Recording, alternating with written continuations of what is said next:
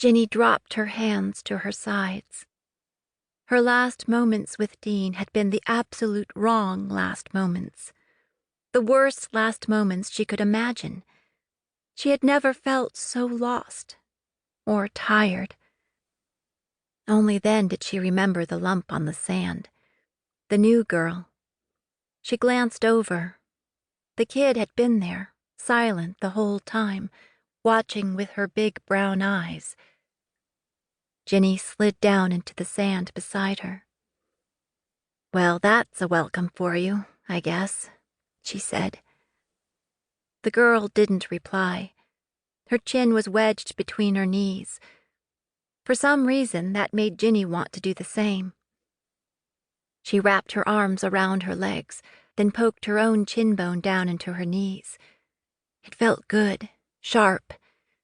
She hugged herself tightly and thought maybe she could remember sitting like this before, when she was younger. It felt familiar. They sat together, two sad shapes in the sand, watching the day sink behind the cloudy sea.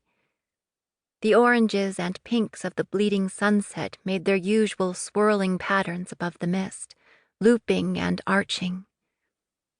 Tonight, the shapes looked like dolphins, or maybe just waves, calm, soft waves. The new girl stared up, her mouth opened slightly, saying nothing as she watched the sky shift and dance, a wash of shapes and colors. Ginny took a deep breath, but it shook coming out. "You like that?" she asked after a minute, pointing at the sky. Her own voice sounded fragile to her, thin. The girl didn't turn her head to look, but she nodded silently. "Sunrise shapes are better," offered Ginny softly. "The pictures are clearer in the morning. You'll see." Slowly at first, and then all at once, the shapes faded and the light drained from the sky. It was dark, but the two girls were still sitting in the sand when Ginny felt a small head of wet curls lean against her arm. The girl sighed deeply. It was a big sigh for such a small body. She set a hand on Ginny's foot. Ginny was startled by the touch, and then she was crying silently. Hot, fat tears dripped down her face. The girl stared at her in the shadows, watched her cry with that intense gaze. Ginny wiped her face against her arm, shook her head, and sat up stiffly. "I'm fine," she said. "I'm okay. Let's go." She stood up, brushed the sand from her clothes, and when she did, the girl followed her lead. Then Ginny realized she wasn't doing her job at all. She was elder now, and her care must be tired.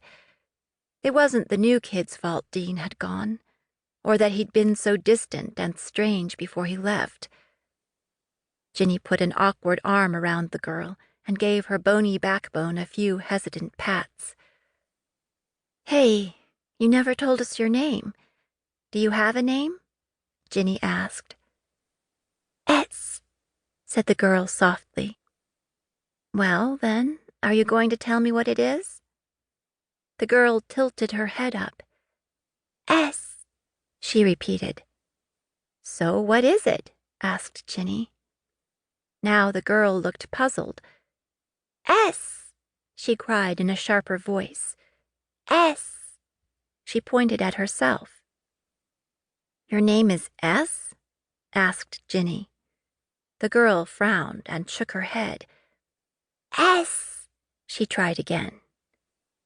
"Bess?" This happened sometimes. The kids couldn't pronounce their own names. They were too young, with their soft, slippery little kid tongues, lacking the hard consonants they needed. But it didn't matter. Soon enough, they got used to their island name, whatever it turned into. "S," repeated the girl, clearly frustrated. "Okay," said Ginny. "Close enough. Come on, S." Ginny didn't wait for S to answer her. She grabbed the girl's hand and pulled her off down the beach.